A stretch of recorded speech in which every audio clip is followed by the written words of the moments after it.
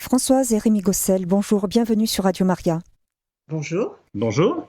Alors, avant de parler de notre thème d'aujourd'hui, qui est les équipes Notre-Dame Route vers Dieu, est-ce que vous pouvez vous présenter en quelques mots pour nos auditeurs ? Oui, bonjour à tous. Nous sommes Françoise et Rémi Gossel. Nous avons 2 enfants, 7 petits-enfants. Nous habitons Bordeaux. 52 ans de mariage. 52 ans de mariage, oui. Et nous sommes aux équipes Notre-Dame depuis une trentaine d'années à peu près. Nous avons eu quelques responsabilités aux équipes. Nous avons été responsables régionaux, nous avons été responsables nationaux des équipes en France et nous avons fait partie de l'équipe internationale des équipes Notre-Dame. C'est un mouvement qui nous plaît beaucoup, qui nous a beaucoup marqué et à l'intérieur duquel nous vivons une spiritualité conjugale assez forte. Voilà, je crois que nous avons tout dit. Alors, j'ai une première question. Est-ce que, parce que les auditeurs ne connaissent peut-être pas les équipes Notre-Dame, est-ce que vous pouvez nous expliquer ce dont il s'agit et comment vous avez connu les équipes Notre-Dame ? Oui, alors d'abord, comme vient de vous le dire Rémi, notre aventure de couple a commencé il y a de nombreuses années et nous espérons qu'elle va pouvoir se poursuivre quelque temps encore. Au début de notre mariage, nous avions conscience que l'amour qui nous unissait, nous dépassait, nous transcendait. Nous avions envie de faire œuvre commune, mais la notion de sacrement et de grâce nous échappait. Même si nous le pressentions, ce n'est que beaucoup plus tard que nous avons pris conscience que notre amour prenait sa source en Dieu. L'amour conjugal, quand il est authentique et quand on y accède avec une âme religieuse, est bien plus qu'un reflet de l'amour divin. Il suscite en nous un élan pour tendre vers l'auteur de ce don merveilleux. Nous étions en recherche. Il est certain que si le Seigneur n'avait pas mis les équipes Notre-Dame sur notre chemin, notre vie n'aurait pas été la même. Les équipes furent pour nous un guide merveilleux qui nous a guidés et nous aide encore à découvrir et à approfondir les richesses du sacrement de mariage, à cheminer vers Dieu et à mettre le Christ au centre de notre vie. En effet, les équipes Notre-Dame sont un mouvement de spiritualité proposé à des couples chrétiens désireux de vivre dans leur mariage toutes les exigences de la vie chrétienne. Le père Caffarel, qui a fondé les équipes à l'issue de la Deuxième Guerre mondiale, était convaincu qu'il existait pour les couples une spiritualité conjugale. La force de l'intuition du père Caffarel est d'avoir pris la décision, avec quelques couples, de réfléchir à la place du mariage dans le grand dessein de Dieu et d'avoir pris conscience que les couples dissocient trop souvent amour humain et amour divin, ne voyant pas de lien entre eux. Pour lui, de même que l'individu est consacré par le baptême et la confirmation, de même, le couple est consacré par son sacrement propre, le mariage. Entrer aux équipes, c'est répondre à l'appel que le Seigneur a lancé à ses disciples. Viens et suis-moi. Comme nous le rappelle le pape François, le sacrement de mariage n'est pas une convention sociale, un rite vide, ni le simple signe extérieur d'un engagement. Dans le mariage, comme dans tout sacrement, le Christ touche une réalité humaine pour en faire une réalité sainte, un vrai défi pour le couple chrétien. Les équipes Notre-Dame offrent donc aux couples qui sont volontaires un cadre robuste, viril selon les termes mêmes du père Caffarel. La charte des équipes, rédigée en 1947 et revue en 1977, précise les contours des exigences demandées aux équipiers. Exigences que nous développerons un peu plus loin. Le père Caffarel pensait qu'elles aideraient les équipiers à mieux vivre leur couple dans la foi. Un couple qui souhaitait entrer aux équipes et que nous informions justement sur ses exigences, nous avait dit « Mais toutes ces exigences dont vous parlez, ce sont les mêmes que celles demandées à tout baptisé. Ce qui diffère, si nous comprenons bien, c'est que nous allons nous y exercer en couple. » Ils avaient tout compris. Effectivement, aux équipes Notre-Dame, on vit sa foi en couple. C'est d'ailleurs ce qui nous avait au départ plu dans ce mouvement. Certains qui nous écoutent vont peut-être se dire « Ouh là là, des exigences, nous ne sommes pas des saints, ce n'est pas pour nous ». Ce fut d'ailleurs notre première réaction. Mais 2 éléments de réflexion pourront peut-être vous aider à modérer votre réaction. D'abord, les saints ne sont pas des gens parfaits. Il n'y a qu'à lire le récit de leur vie. Ils ont pour la plupart une forte personnalité et souvent un très mauvais caractère. Et pourtant. Ensuite, un mot est essentiel dans les équipes, c'est le mot gradualité.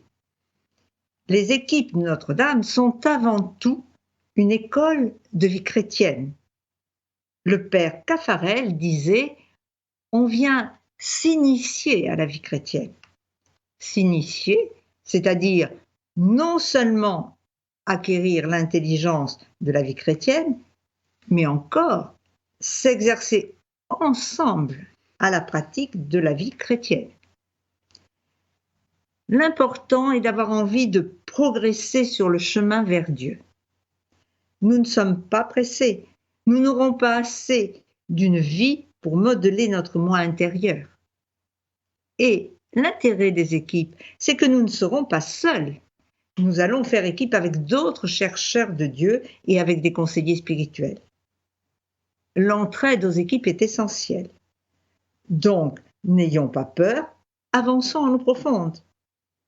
Personnellement, nous avons été un couple qui a cheminé très lentement et qui rend grâce d'avoir pu bénéficier de la pédagogie des équipes Notre-Dame. Il est cependant tout à fait possible que certains couples ne soient pas disposés à prendre cet engagement. Le père Caffarel, qui avait une forte personnalité, était très clair là-dessus. Il écrivait « N'adhérez pas à cette charte à contre-cœur, mais que ceux qui l'adoptent le fassent sans réticence. » D'ailleurs, chaque fin d'année, lors d'une réunion bilan, il est demandé à chaque équipier de renouveler son adhésion à cette charte afin de préserver la libre conscience de chacun. C'est pour cela que les équipes Notre-Dame ont donné naissance aux équipes tandem, qui s'adressent à des couples unis ou non par le sacrement de mariage et qui souhaiteraient approfondir leur connaissance de la vie chrétienne, mais sans prendre un engagement aussi fort. Ils ont envie de construire leur couple dans la durée et veulent réfléchir sur le sens à donner à leur vie. L'équipe, composée de 4 à 5 couples en moyenne, est constituée pour une durée de 2 ans et accompagnée par un couple chrétien, très souvent un couple des équipes Notre-Dame. Chaque mois, sur le principe de la pédagogie des équipes, ils partagent les nouvelles du mois, étudient un thème et terminent par un chemin de prière. Cela peut être une réponse plus accessible pour certains, peut-être aussi une première approche des équipes Notre-Dame. Voilà, je crois avoir répondu pour la présentation des équipes Notre-Dame. Alors, il y a donc le nom équipe qui marque dans ce nom d'équipe Notre-Dame. Pourquoi ce nom d'équipe? Pourquoi pas groupe, par exemple? Et quel sens a ce mot d'équipe pour vous? C'est vrai que le mot équipe est très important.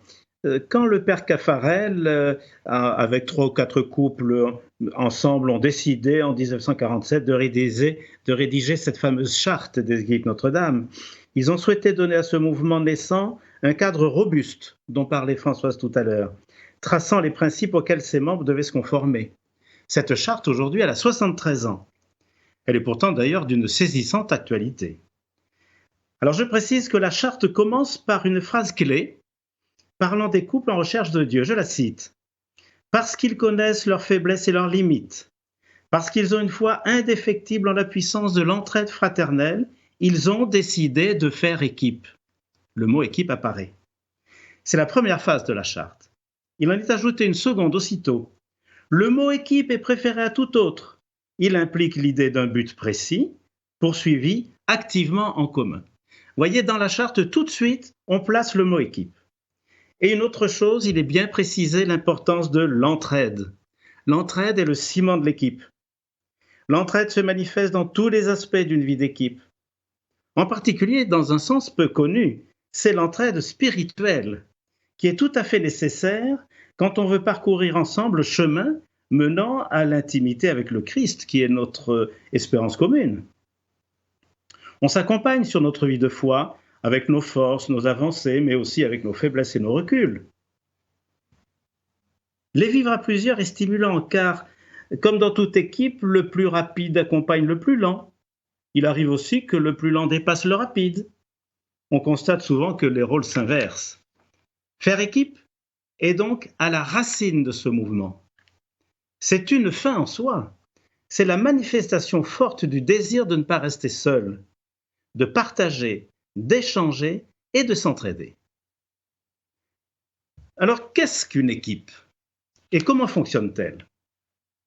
Une équipe est constituée en moyenne de 3 à 5 couples et d'un conseiller spirituel prêtre. Nous nous réunissons en moyenne tous les mois, toujours sous le regard du Christ. Nous prions ensemble, nous échangeons sur nos réalités de vie, nous échangeons sur notre vie de foi, nous réfléchissons sur un thème d'année. Il est très enrichissant d'entendre les autres exprimer leurs avancées, leurs reculs, leurs échecs dans la recherche du Christ dans leur vie. Une règle absolue est la confidentialité. On peut ainsi se confier en vérité, sachant qu'on ne sera pas jugé, mais qu'on sera écouté.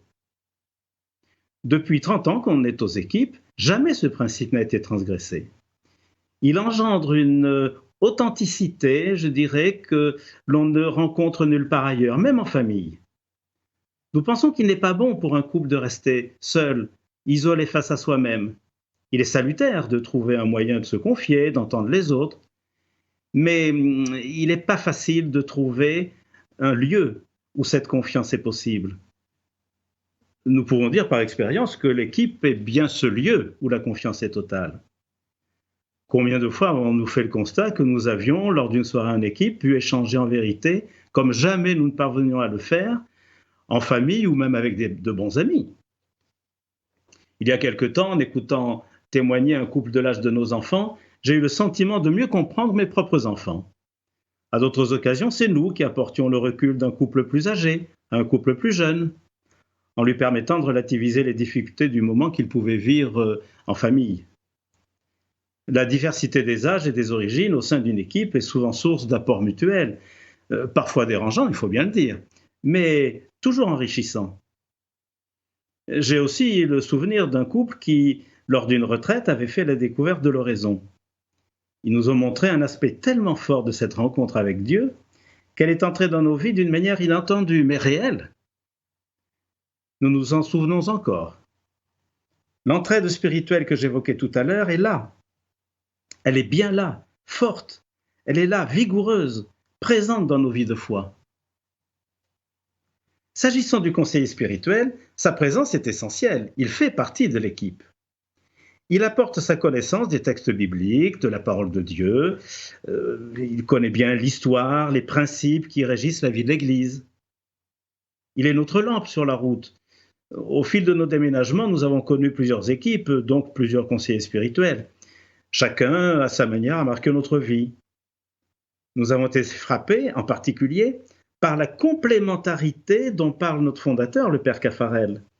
Complémentarité entre les deux sacrements, sacrement de l'ordre et sacrement du mariage. Un trésor que nous ne soupçonnions pas. Pour le prêtre également, l'équipe est un lieu privilégié où il peut se confier en vérité et en confidentialité. Nombre d'entre eux ont convenu qu'ils ne vivaient cette intimité que lors des réunions en équipe Notre-Dame. J'ajoute que nous faisons partie d'un mouvement qui comprend quand même plus de 150 000 membres dans 80 pays à travers le monde, plus de 20 000 en France. Être membre d'une telle assemblée de couples nous donne un sentiment d'appartenance à un mouvement puissant de personnes tendues vers un idéal commun, celui de vivre son couple dans la foi. Et c'est pas rien. Participer à des rencontres internationales réunissant environ 10 000 équipiers venant du monde entier, rassemblés au nom du Christ pour exprimer leur confiance dans le couple lié par le mariage. Ça, c'est une expérience très féconde et qui nous donne une énergie et un élan missionnaire tout à fait exceptionnel. Sans les équipes Notre-Dame, nous n'aurions pas été portés par le même élan et la même conviction. Pour ce qui nous concerne, notre vie de couple et d'ailleurs notre vie tout court n'aurait pas été la même. Alors, le thème de l'émission que vous avez proposé, c'est les équipes Notre-Dame, route vers Dieu.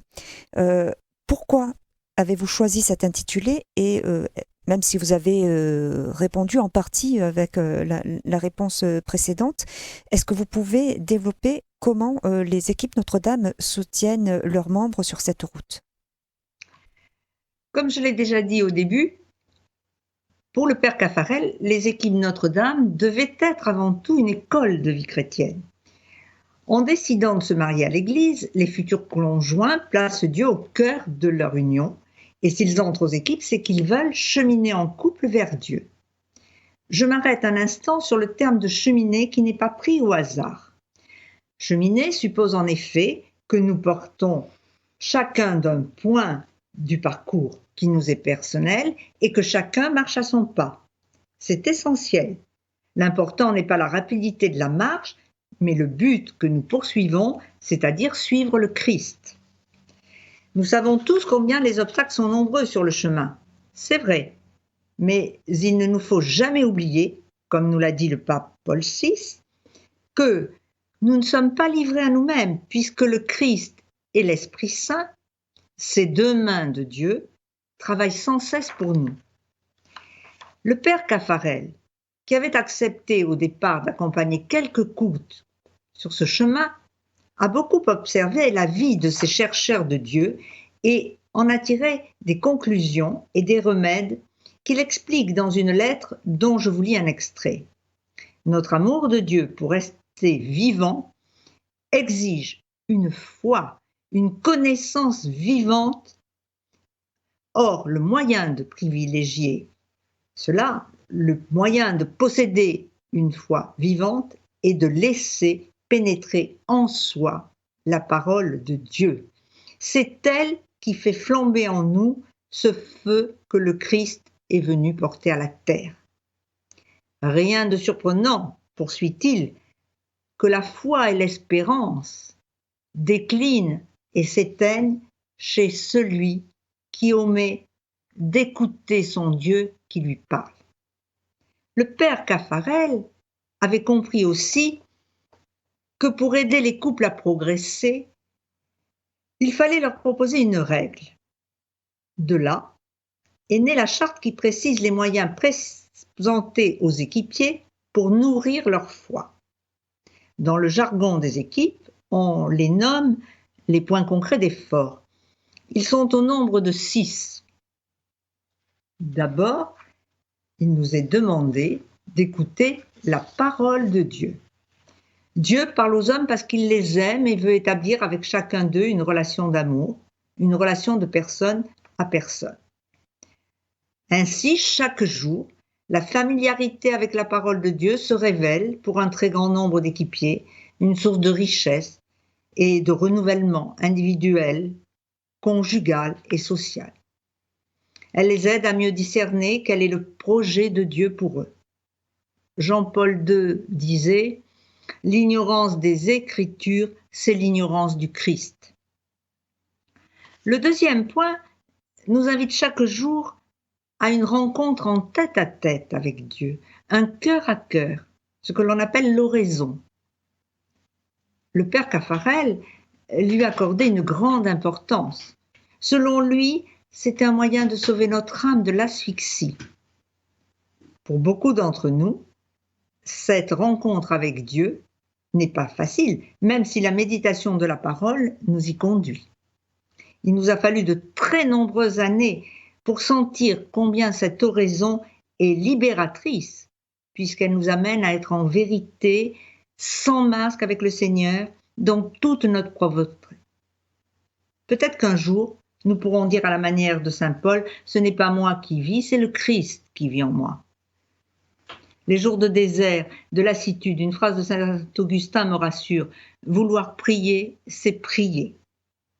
Nourris ainsi par l'écoute de la parole et par l'oraison, les époux auront envie d'échanger sur l'évolution personnelle de leur foi, sur l'éclairage que le Christ leur apporte face à leur famille, à leur vie sociale, de rendre grâce.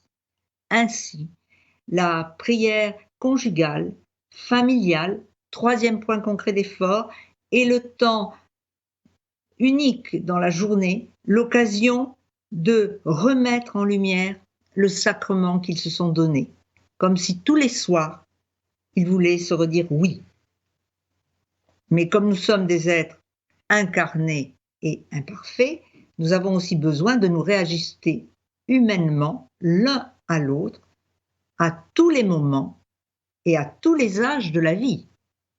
Et c'est alors que nous faisons appel à un merveilleux outil, le quatrième des points concrets d'effort que nous donnent les équipes Notre-Dame. Je veux parler du devoir de s'asseoir. Une fois par mois, sous le regard du Christ, nous allons croiser nos approches sur la manière dont nous vivons notre couple. Cela pourra peut-être éviter qu'un jour nous nous retrouvions sur des chemins parallèles qui ne se rencontrent plus. Grandir dans l'amour du Christ est un effort de tous les jours. Pour nous aider à poursuivre cet objectif avec persévérance, nous sommes également invités à faire le point une fois par mois sur ce chemin d'amour pour voir ce qu'il serait bon d'améliorer pour mieux répondre à la volonté de Dieu sur soi. La règle de vie, cinquième point concret d'effort, va nous y aider. Son choix sera fonction des axes de progression que nous nous fixons. La règle de vie est en principe personnelle, mais rien ne nous empêche de la vivre en couple si on le souhaite. Elle aide à tenir le cap. Dernière préconisation, avoir une vie conjugale qui nous rapproche de Dieu. C'est la retraite annuelle. Le Christ, très régulièrement, se retirait pour prier, méditer. Il est bon pour nous aussi de prendre chaque année un temps suffisant, au moins 48 heures, pour se mettre à l'écart devant le Seigneur. Ce sera un moment privilégié d'écoute, de prière, l'occasion de faire un examen général de sa vie. Au fil du temps, au fur et à mesure que nous avons pratiqué ces différents points concrets d'effort, nous avons senti combien ils étaient interdépendants. L'oraison appelle la lecture et l'écoute de la parole, et toutes deux éclairent la prière conjugale et la règle de vie d'un jour nouveau, et elles nourrissent aussi le devoir de s'asseoir et la retraite annuelle. Cette pratique régulière des points concrets d'effort nous rapproche de Dieu. C'est pour cela que nous disons que les équipes Notre-Dame sont en route vers Dieu. Et nous aide à désensabler régulièrement la source des grâces de notre mariage. C'est quelquefois difficile, exigeant. Mais le Seigneur est patient, miséricordieux. Il nous demande seulement de lui être fidèles. Comme disait saint Paul, tous les athlètes à l'entraînement s'imposent une discipline sévère. Ils le font pour gagner une couronne de laurier qui va se faner, et nous, pour une couronne qui ne se fane pas. Voilà, je crois avoir terminé. Alors, si j'ai bien compris, une des particularités des équipes Notre-Dame est d'être un mouvement de couple. Quelles sont pour vous l'importance et la mission du couple dans le monde d'aujourd'hui ? Oui, vous avez raison de parler de mission. Il est banal de dire aujourd'hui que le monde évolue à grande vitesse. La réalité conjugale ne fait pas exception à ce constat. Le mariage est souvent l'objet de critiques, d'attaques même, vis-à-vis de son côté contraignant et indissoluble, comme s'il représentait une aliénation de la liberté individuelle. Nous ressentons donc comme un devoir de témoigner que le mariage, loin de cette image réductrice et partiale, est, pour peu qu'on s'en donne les moyens, source de bonheur et d'épanouissement pour chacun des deux membres du couple. Nous devons aujourd'hui ne pas céder à l'atmosphère ambiante qui laisserait penser que le mariage est une institution vieillissante et désuète d'un autre temps. C'est tout le contraire. Le mariage d'amour que nous connaissons aujourd'hui est une institution relativement récente. Elle n'a guère plus d'un siècle. Moderne, dynamique. Le mariage est sans doute le moyen le plus sûr de générer du bonheur dans le couple et autour du couple. Nous nous devons d'être témoins, comme nous y invitait le pape François lors d'une rencontre il avait accordé une audience aux équipes Notre-Dame en 2015 au Vatican. Et il disait, j'ai les sous les yeux, son intervention, « J'invite les couples fortifiés par la rencontre en équipe à la mission.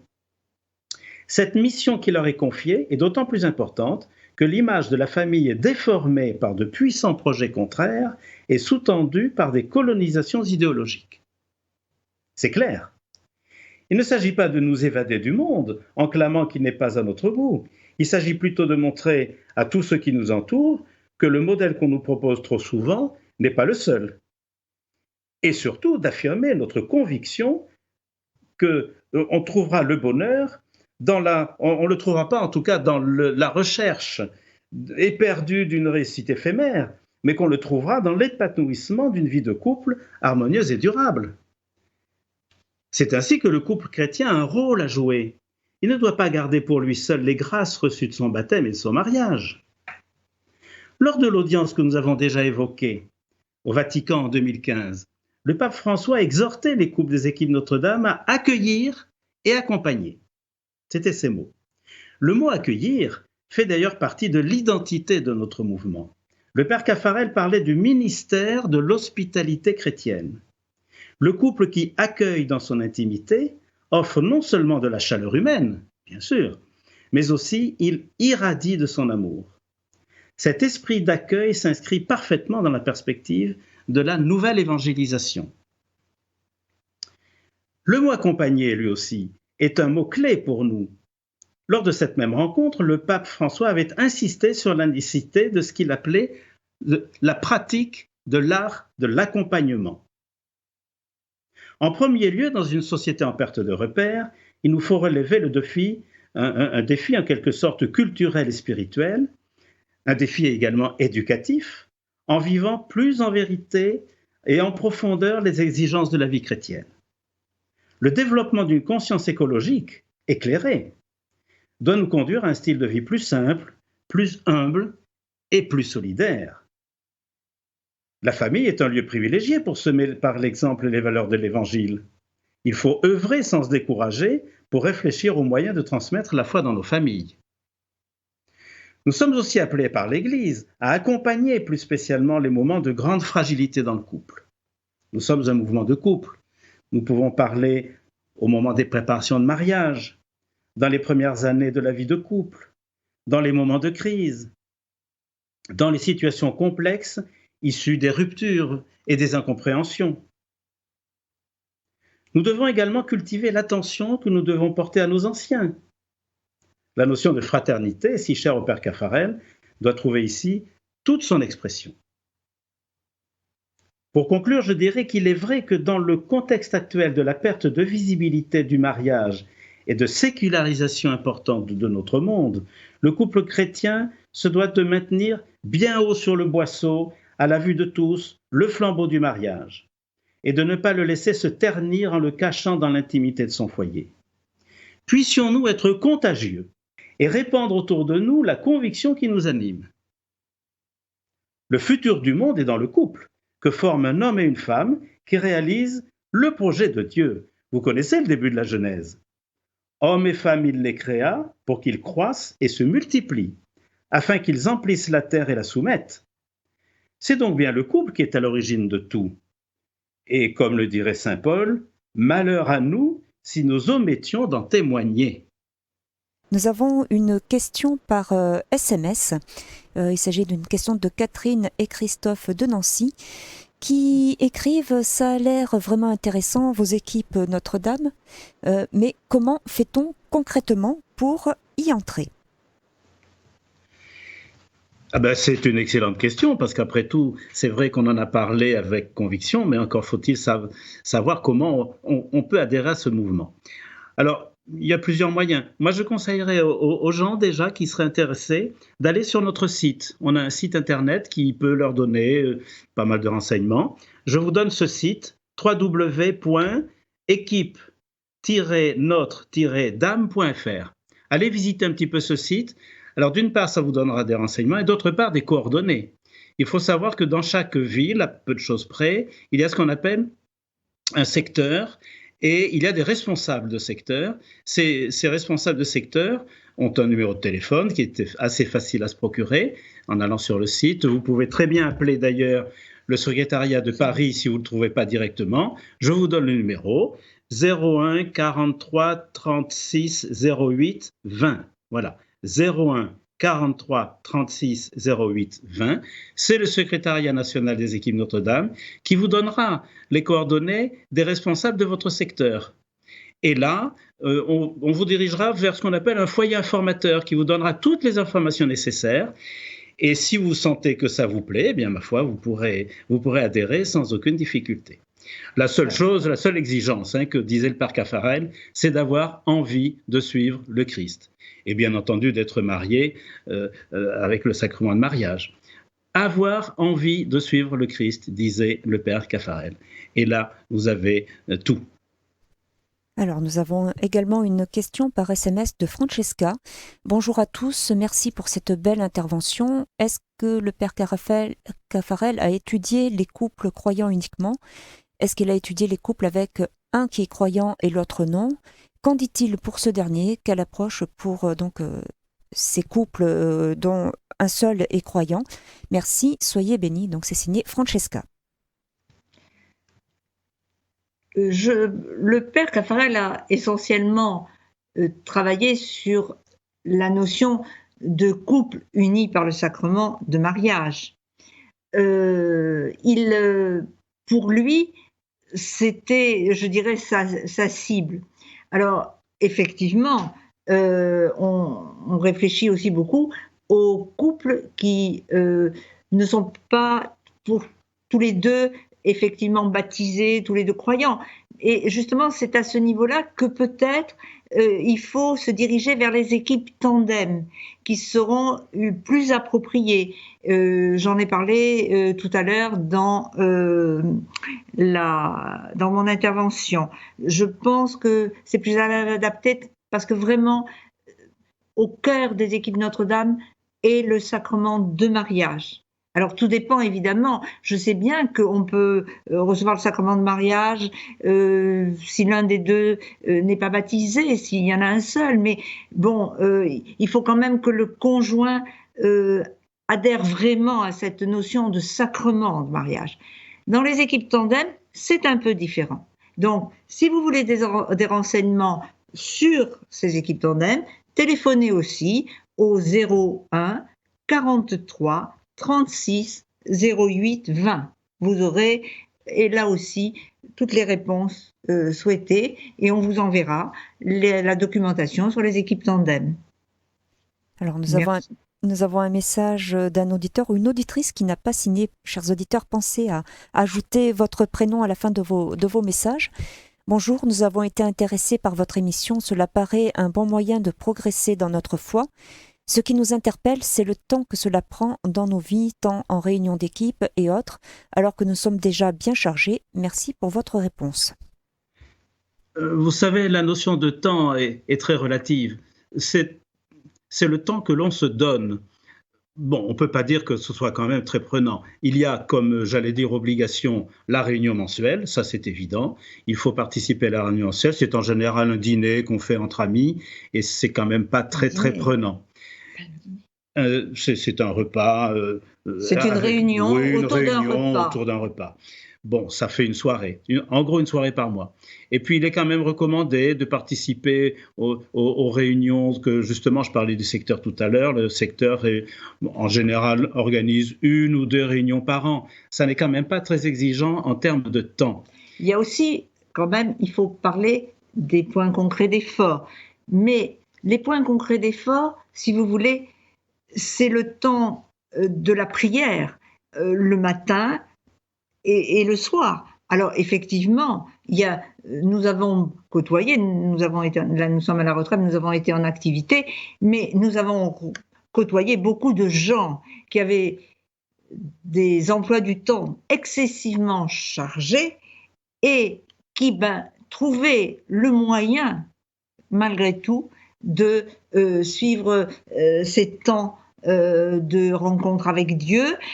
C'est aussi un choix de vie, c'est exact, vraiment. Bon, et puis, comme nous l'avons dit, il y a quand même de la gradualité aux équipes, il y a de la bienveillance, on a toute une vie. L'important, c'est de cheminer. Je crois quand même que le mot cheminer est très important. Voilà. Et comme disait le père Caffarel, suivre le Christ, c'est quand même un tout petit peu exigeant. Donc, si on veut le suivre, il faut s'en donner un tout petit peu les moyens et donc quand même un petit peu de temps.